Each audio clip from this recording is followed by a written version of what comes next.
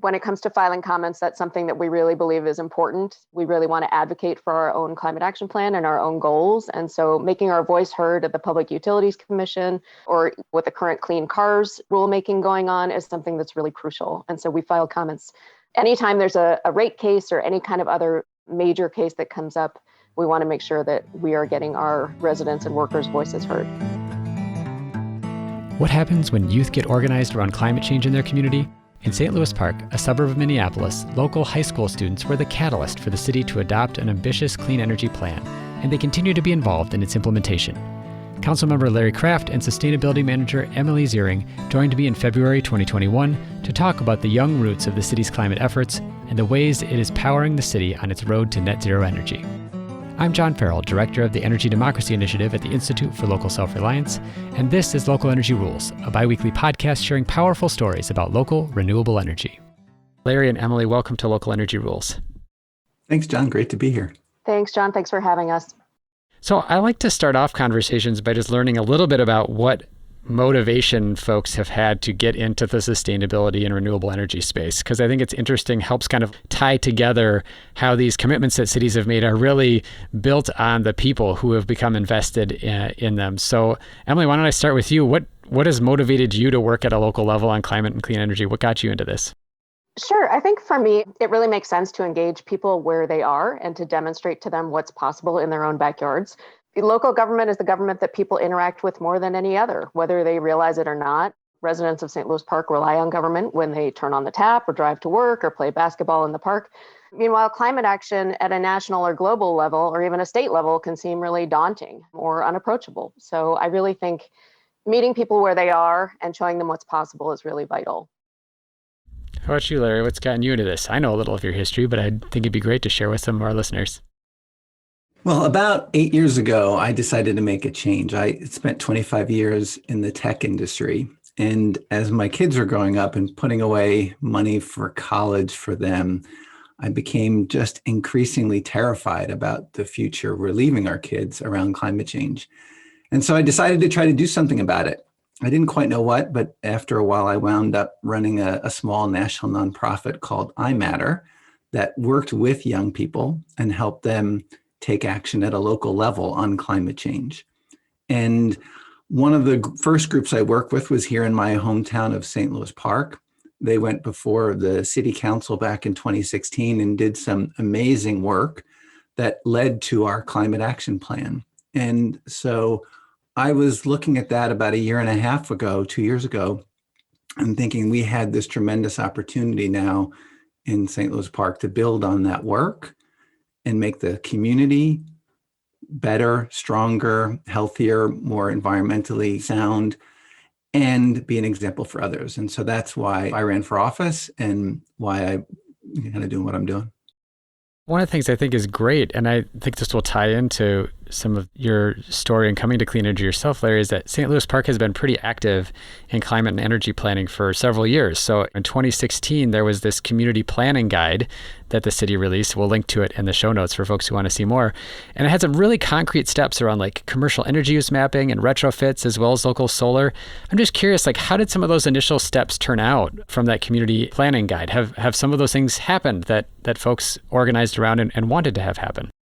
Actually, that was when I was starting to get involved, and I was part of that team that put that together. Looking back on it, it was, when thinking about this, there are a number of things that did happen, right, that came out of that. One of the things was a climate action plan, youth involvement, some of the work around commercial buildings. I think Emily can provide more color on that form the basis of things that we're doing today. So as in anything, not everything was done in that, but a lot of very concrete things happened and it formed the foundation for a lot of things we're doing today. Sure. I mean, I think Councilmember Kraft is absolutely right. We've refined some of the strategies from that initial energy action plan, but it really did lay the foundation for our climate action plan. For instance, we now have a benchmarking ordinance in place, so we can target the highest energy users rather than just looking at the top 100 largest businesses to take action on energy efficiency. And we're going to be using that benchmarking ordinance to reach out to those businesses in the next few months.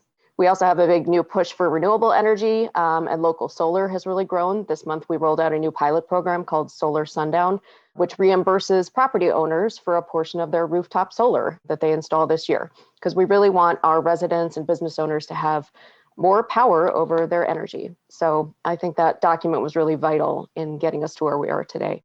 That's great. I definitely want to link to some of those, both the benchmarking ordinance and then the local solar program, just to help folks understand. It's one of the things I find so exciting about doing this podcast, really, is to be able to tell the story of what cities are already doing and acting as models for one another.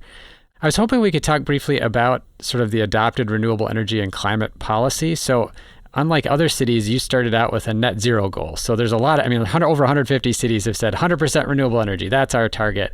Could you explain a little bit why the city picked that overall goal focused on net zero and how you kind of saw renewable energy as like a necessary step as opposed to the be all end all? Well, when the young people came before city council, and they also got involved in this energy action plan, they gave the city a report card, actually. And the city got a B-, including a D or a D+ on climate action plan, if there was one. And their request was for the city to develop a climate action plan with a goal. They set the goal of net zero emissions by 2040. And so that was kind of the foundation level of where the city was starting from. And as we started looking at that, saying, okay, how do we get to carbon neutrality where we're not causing any more of the problem? It became obvious that the way to do that was to do electricity first and then electrify everything else on top of it. And so that led to, well, if we're going to be shooting for net zero emissions by 2040, we should be aiming for 100% carbon-free, 100% renewable electricity sooner than that. And we debated different dates at the time and came up with 2030. I'm kind of curious about this because I feel like this is part of the recognition of a lot of cities. In fact, a lot of cities, their 100% goal really is just about electricity and not about energy throughout the entire economy. You mentioned already that St. Louis Park is thinking about electrifying other things like cars and buildings. How do you imagine getting to that 100% renewable electricity goal by 2030? I mean, it's, we're down to less than 10 years. That used to seem so far away. And it's like, now it's 2021. What are some of the things? I mean, you've already got this local solar reimbursement, the Solar Sundown program, which sounds like a great step. Are there other things that you're thinking about how you can get there to 100%? Yes. One of the things that we did about a year and a half ago, was the city itself signed on to 100% renewable electricity from a wind source program so that the city's operations is there. And we've had programs to encourage residents to do more of that. Now, this Solar Sundown program is to build on top of that, because one of the other goals we have is having 10% of our electricity provided by solar within the city, generated from within the city. So those are a number of things that we're doing to get there, as well as energy efficiency stuff to reduce the amount of energy that's needed. It does help that Excel has some aggressive goals of their own that will help us get there. We can't do this on our own, but those are some of the other things that we're thinking about. Emily? Yeah, we are doing a lot of outreach around rooftop solar, but of course, not every property is suitable for rooftop solar. And so we are also trying to engage folks and let them know about the green power programs so that they can subscribe to WindSource or Renewable Connect and still get 100% renewable electricity at their home or business, even if they're not ideally suited for solar. So we try to not leave any stone unturned and remind folks what's possible. I'm curious, do you have any outreach around community solar? We're sort of uniquely situated among a lot of communities across the country, and that Minnesotans in Xcel Energy's territory at least have access to community solar.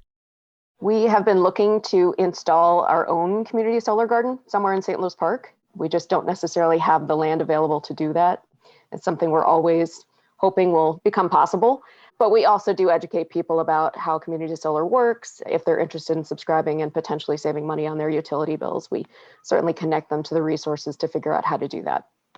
There was an effort we did a couple of years ago with students where they got involved in actually going out and door knocking and letting people know about the possibilities of solar in their home, because we have a solar map of St. Louis Park that shows every building and every home and what the solar potential is. As part of that, even though it was discussing rooftop solar, the community solar possibilities were built into that. So if here's one option, but there are others as well. So I think we try to talk about all of them when possible. Yes, thank you for mentioning that solar suitability map. It is on our solar webpage if anyone wants to go check that out. That's great. Yeah. And I think that's just such a great resource. It reminds me, this little town in northern Minnesota, Warren, I think there's already some statewide maps thanks to the University of Minnesota, but they were also doing this for building retrofits where they got drones. So the local technical college helped them use drones with infrared cameras to fly over the community in the cold to see like which buildings were leaking the most energy. And so it was like an energy efficiency approach in terms of giving people some data, not just like, here's a picture of the solar you could have on your home, but also like, here's a picture of how leaky your house is when it's really cold out. And we could help with that. So I just think that's so great when communities find a way to provide folks with some of that context for their energy use and what the options are. That's really terrific. That sounds like a great idea, Emily. We should look into some drones. I am happy to look into drones. Well, if you do it, let me know. I think it's one of the coolest things. It's on my list to invite someone from Warren to come talk about that on our podcast. But anyway, I'm getting a little far afield. I want to come back to the climate plan. So this came out of that earlier work with the community, the work of the students. There are sort of two parts to it, if I remember correctly. There are these 7 sort of midterm steps that are going to do some significant emissions reductions. That includes like efficiency and other things. And then there was this list of 7 potential approaches for sort of getting the rest of the greenhouse gas emissions, the harder to reach things. I'm kind of curious in terms of when you're thinking about those longer term items, is there anything you feel like would be easier to get off that list, or maybe things that are particularly hard to manage at the local level? How do you deal with figuring out which things to prioritize off that more challenging list of getting yourself to the rest of that goal by 2040? So you're talking about the further out ones, right? The more challenging ones. Yes. Well, I think you have to be open and listening to things that are going on. And then, I'll give you an example. John, I was listening to one of your podcasts and learned about some pilots going on in New York State about using water mains as geothermal. So I forwarded that to staff at the city, said, hey, should we look at this, right? So I don't know where these things are going to come from, but those kinds of ideas are stuff that I think we really should look at. Probably one of that list of 7 things, one of the, easier ones, but it would be around fuel switching. Not that it's easy, but it's something that we can think about over the next 10 or 20 years. How do we put in place the right education and incentives to help people as they do things like change out their furnaces or their water heaters to be changing to an electric option or a heat pump option versus just replacing with a natural gas option? Yeah, I'll add that a lot of those goals, or all of our goals really, rely on cooperation from so many external groups. We've made really great strides, for example, in waste reduction, but until we shift away from a disposable society and until manufacturers decide that they don't need so much packaging, it's going to be really difficult to reach our waste reduction goal. And there are some of those advanced technologies, such as anaerobic digestion, that are hard to achieve at the city level just because the availability is really dependent on our partners at the county and in other cities. So I would say that this is one of those areas, or a lot of those advanced strategies are areas in which we use our voices to advocate for really good climate policy as much as possible and really lean on our partners in the nonprofit world and other levels of government to help us reach those goals. I want to add one other comment. You often hear at a local level, how do you deal with some of these things that you don't control, right? You don't control the utilities, you don't control some of those things. And I think that on a short-term level, you don't, right? We can't change what's going on with Centerpoint or Excel over the next 1 or 2 or 3 years. But that's what's useful to having this 20-year time horizon, because over a longer time horizon, you do have control over things to either advocate for yourself and band together with other cities at a state level, or put in place incentives to minimize natural gas or to minimize certain things that you face in the short term. So I think it's really useful for us to have this kind of long-term goal because it forces you to think outside the box and to realize that you can control a lot more than you may think you can in the short term. Yeah, I think a great example I'm thinking of with that is I know that I've worked with folks at the city of Minneapolis, a neighbor to St. Louis Park, and they've actually been intervening and making comments on Excel's resource plan. So that Excel has this 15-year resource plan saying, here's what we plan to do. And the city is weighing in and saying, well, we have our own goals, and here's how they line up or not with Excel's goals, and asking those public utility commissioners to modify Excel's plan to make it align better with what the city is doing. Does St. Louis Park do that out of curiosity? Are you involved in filing comments or things like that?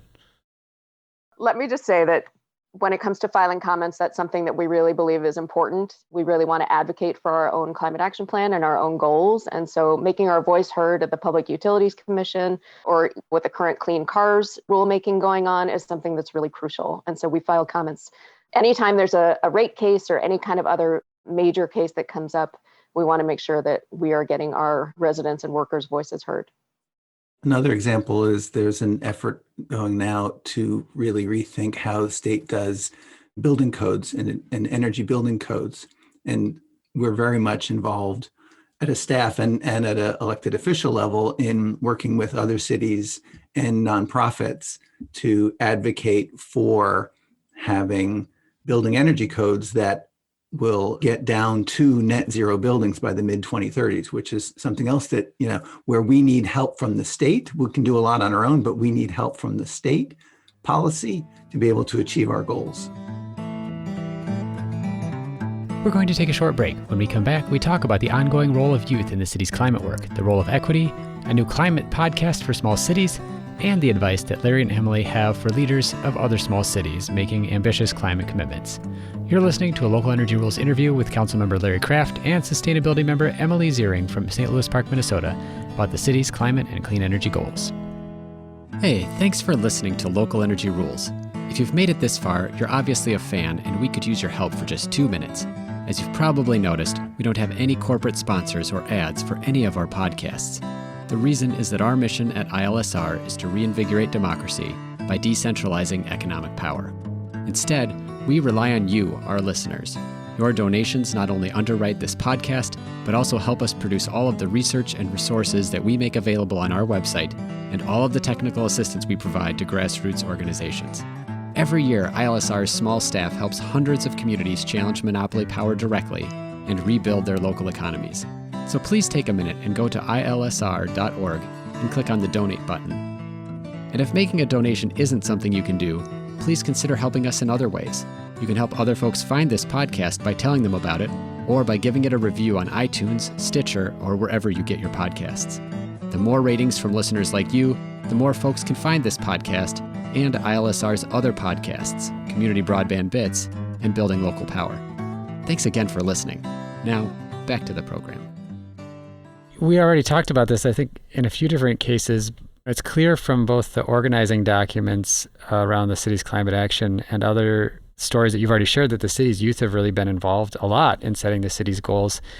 Could you share a little bit more about sort of how and why they got involved? Because I feel like a lot of other cities would want to see that kind of involvement happen, but it obviously doesn't just happen organically. Well, this ties back to the nonprofit that I was involved with, iMatter. And back in late 2015, I was introduced to a student who was running the high school's Roots and Shoots Environmental Club at the time, Jane Stevenson. And I explained to her this pilot campaign that we were just starting. And she said, yeah, we want to, let's bring you in, talk to the club. And they just embraced it. And what it was they came before council and they organized not just themselves, but they had a petition of close to half of the high school that signed in support of what they were doing. And they had lots of folks from the community out in support of them. And they gave just a great presentation to the council saying, look, we need you to step up and do more. And the council, to their credit, I was not on at the time, listened and treated them with respect and seriously, and came back and a couple months later unanimously adopted a resolution committing to these goals and to develop a climate action plan. Additionally, the thing that the young people were asking for was a seat at the table. They wanted to be involved in the process. And so as the climate action plan was being developed, and it was done with Great Plains Institute, the students were involved in the drafting of and in setting goals. And so when that climate action plan was launched, they felt tremendous ownership of it and helped launch it to the community. And then beyond that, they took that and they went to the school board and then pushed the school board and the administration to adopt similar goals. And after some initial reluctance, the school did adopt the similar goals as the city and now has a plan to put solar on every school building in the district that will supply over half of the school's electricity with renewable energy in the coming few years. And what's been wonderful to see is that this involvement has now passed down. We're on the fourth generation of leadership of that club that is involved, and they have seats on the Environment and Sustainability Commission. They have real ownership for it. You know, they have ideas that they bring when we do rollouts to the community. They are interested in being involved in helping that. And so really what it has been is treating them as real partners, them feeling ownership, and then also, you know, letting them own stuff, letting them run stuff. Yeah, I would say the youth members have really been our eyes and ears for what's happening at the high school and what students want to see from the city. Having 2 youth members of our Environment and Sustainability Commission has been really, really valuable for us. And so it's really a symbiotic relationship that we value. That's wonderful. I just love hearing about the ways that youth can be tapped in the community. And it's so great to hear too that you've got multiple generations that have been able to continue being involved. I think sometimes there's this impression that, you know, folks will graduate and move on and was just that particular person, but wonderful that you've been able to cultivate that. I want to pivot a little bit and talk about, in the community guide, it talked about income diversity as one of the strengths of St. Louis Park. And you also have a history, St. Louis Park, as a sort of refuge for Jewish folks who were escaping anti-Semitism and restrictive covenants elsewhere in the Twin Cities, you know, in the early 20th century. Are there ways that you feel like the city's history as a place for marginalized folks is reflected in the goals that are outlined in the climate plan? I think with the Jewish migration that you talk about that happened so much here in the 50s and 60s, it created a real DNA within the community of just accommodation and listening. And that, I think, gives us real strength as a community today. You can find goals around equity within the climate action plan. I would say probably not at the top level, but at the level below that. But what's really powerful for us as we implement this plan is that the city has 5 strategic priorities that the council looks at. And the top 2 really are around racial equity and environmental stewardship.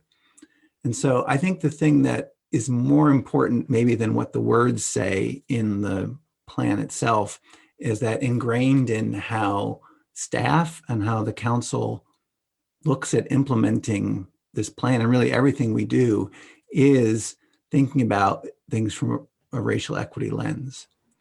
Yeah, I would agree with that. I mean, the climate action plan was written before being a leader in racial equity and inclusion was one of the city's strategic priorities. It was written before any of these current 5 strategic priorities were adopted. But it's clear in the plan that underrepresented groups were considered when it was drafted. There's a number of mentions of low-income residents, minority-owned businesses, specifically called out within a number of the goals. And like Councilmember Kraft said, we take steps to look at all of our program designs through an equity lens whenever possible. We really don't want climate action to be something that only wealthy people can afford to do. And we certainly don't want the economic benefits to be felt only by those who spend the most money. So we try to consider every angle of this whenever we're implementing any kind of new program. Larry, I want to ask you about your podcast. I know that you are developing a podcast on small cities climate policy, and I was wondering if you could tell us a little bit more about it and how you feel it could inform your work in St. Louis Park. Yeah, I was about 8 months or so ago when my wife got me into listening to podcasts, and I found a bunch, including yours. And as I was listening and thinking about, at the same time, being a new council member, I was really interested in ideas. And so I started looking for ideas that could help me in what I was doing. And I found some, but not anything targeted towards smaller cities. And by that, I mean the 10,000 to 100, 200,000 level. There's lots of attention often placed on the large metropolitan areas, but there's some tremendous things going on in smaller cities. And so I contacted a friend of mine, and she agreed. And so we started down this path. And through that process, I have already learned a ton of things about what other people are doing that I'm bringing back into my work in St. Louis Park. And I'm hoping that with this podcast that we're doing called City Climate Corner, it will help other cities as well. With the focus is really on implementable ideas for small to mid-sized cities around climate mitigation and climate justice. That's great. I look forward to letting other people know about the podcast. We'll definitely have a link in our show notes. But also I keep thinking about, ILS already has a tool on our website called the Community Power Toolkit, where we try to highlight some of those implementable things through like a story lens of like, here's a city and what it's tried to do. So I look forward to trying to extract some ideas from your podcast that we can use in the resources that we're sharing as well. So thank you for doing that. I'd like to wrap up with just a question that I ask everybody, which is, what advice would you have for other cities like St. Louis Park? And, maybe coming out of your podcast, or Emily, things that you've found in terms of what St. Louis Park is implementing in setting and achieving ambitious goals. What unexpected resources have you found? When it comes to setting and achieving ambitious goals, I would say you really need to be flexible and open to new ideas. So just because an idea isn't in your climate action plan doesn't mean it's not worth exploring. So although we try to focus most of our resources on policies and programs that provide the most carbon reduction bang for the buck, we really can't afford to turn away new ideas given this crisis. When it comes to unexpected resources, I would just say I read a lot and stay on top of what other cities and countries are doing to combat climate change. And I make sure to read not only climate-focused news, but also urban planning news, transportation news, anything that kind of helps broaden my knowledge of this whole universe and what we can do. Yeah, I would say the setting of the goal in St. Louis Park, and some would say, wow, it's aspirational, and it is aspirational, but having that aggressive 20-year time horizon goal requires us to think differently and maybe break through some walls that you didn't think you could. That if you're just thinking about, well, how do I do things over the next year or two, you wouldn't think about, well, how do I change how utilities work, right? So I think having that long-term aggressive goal is really helpful. But even if you don't have that or you can't do that, set a shorter-term goal. I mean, I've seen more folks setting 5-year goals, right? If that's the way that that works for your city, then do it, right? But having that goal and then breaking down how to get there is really useful. In terms of resources, I've been listening to a bunch of podcasts, not just certainly on climate related things, but also on zoning, on land use, on transportation policy, transit, things like that. What you realize is that climate change and climate justice, it's not a single topic. It's really, and similar to racial equity, they're organizing principles for how we need to think about government and governance in general.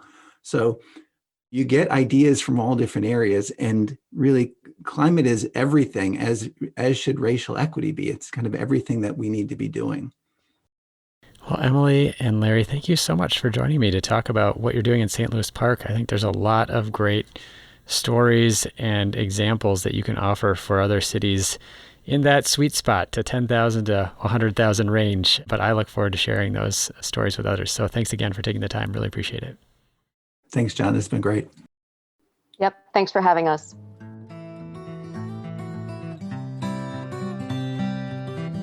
Thank you so much for listening to this Voices of 100% episode of Local Energy Rules with St. Louis Park Councilmember Larry Kraft and Sustainability Manager Emily Ziring discussing their city's aggressive action on climate and its roots in youth organizing.